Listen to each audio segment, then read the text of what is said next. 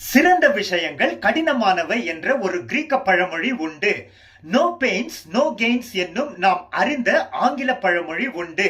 எஃப்.பி. Mayor என்ற தேவ மனிதன் சொன்னார், உருக்கிய தங்கம் மட்டுமே அச்சிடப்படுகிறது, ஈரப்படுத்தப்பட்ட களிமண் மட்டுமே வார்க்கப்படுகிறது, மென்மையாக்கப்பட்ட மெழுகு மட்டுமே டையை பெறுகிறது, நொறுங்குண்டதும் வருந்துகிறதுமான இதயங்கள் மட்டுமே பரிசுத்த ஆவியானவரின் முத்திரையை பெற முடியும். பிரியமானவரே, தேவன் தெரிந்து கொள்ளப்பட்டவர்கள் உபத்திரவங்கள், பாடுகள், வேதனை, துக்கம், கண்ணீர், தனிமையின் வழியாக கடந்து செல்ல தேவன் அனுமதிக்கிறார். இவைகள் தேவ பிள்ளைகளை தேவனுக்கு ஏற்றபடி உருவாக்கப்பட உதவுகின்றன.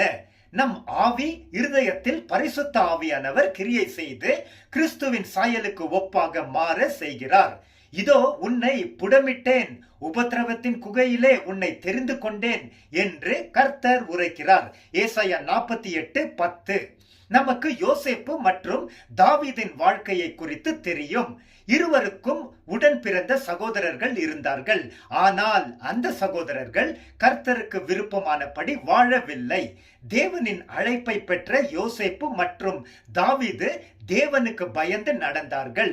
இவர்கள் இருவரும் கடினமான பாதையில் சென்று தேவன் அவர்களை அதிகமாய் பயன்படுத்துவதற்கு உருவாக்கப்பட்டார்கள். தாவீது பின்னர் எழுதினார், தேவனுக்கு ஏற்கும் பலிகள் நொறுங்குண்ட ஆவித்தான்.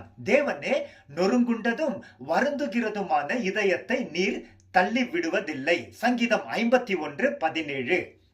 ரோமர் 8:28-29 நாம் வாசிக்கிறோம். கர்த்தருடைய தீர்மானத்தின்படி அழைக்கப்பட்டவர்களாக தேவனிடம் அன்பாக இருக்கிறவர்களுக்கு எல்லாம் நன்மைக்குரியவைகளாக நடக்கிறது என்று அறிந்திருக்கிறோம். தேவன் எவர்களை முன் அறிந்தாரோ அவர்களை தமது குமாரனுடைய சாயலுக்கு ஒப்பாக இருப்பதற்கு முன் குறித்திருக்கிறார். அதே அதிகாரத்தின் 36-37 வசனங்களில் வாசிக்கிறோம், கிறிஸ்துவின் அன்பை விட்டு நம்மை பிரிப்பவன் யார்? உபத்திரவமோ, வியாகுலமோ, துன்பமோ, பசியோ, நிர்வாணமோ, நாசமோசமோ, பட்டயமோ? இவைகள் எல்லாவற்றிலேயும் நாம் நம்மேல் அன்பு வைத்திருக்கிற கிறிஸ்துவினாலே முற்றிலும் வெற்றி பெறுகிறவர்களாக இருக்கிறோமே. ஆவியானவர் நமக்கு இங்கே போதிக்கும் சத்தியம் என்னவென்றால், கிறிஸ்துவின் சாயலுக்கு ஒப்பாக மாற்றப்படுபவர்கள் பாடுகளின் வழியாக கடந்து செல்ல வேண்டும்.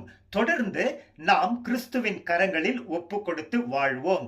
துன்பம் நல்லது. தேவனுக்கே ஸ்தோத்திரம். ஆமென்.